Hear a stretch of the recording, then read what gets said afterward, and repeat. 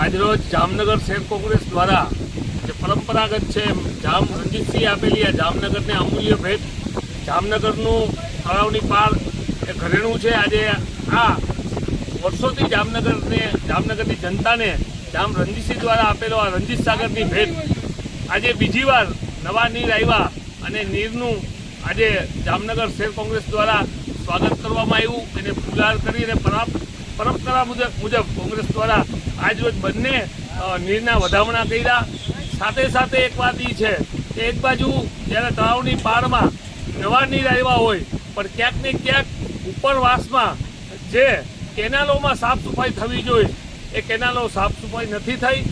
એની સાથે નીર તો આવ્યા પણ ક્યાંક ને ક્યાંક પ્રી મોન્સૂનની જે કામગીરી છે એમાં ભ્રષ્ટાચાર થયો હોય અને ભ્રષ્ટાચાર પણ તળાવની પાળમાં જામનગરની જનતાને ગંદકી સાથે નવા નીર સાથે ગંદકી પણ આવેલી છે.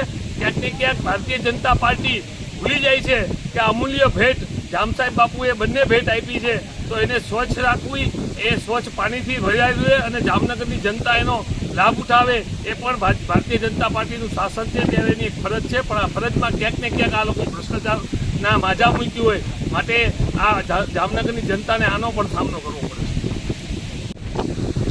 આજરોજ જામનગર શહેર કોંગ્રેસ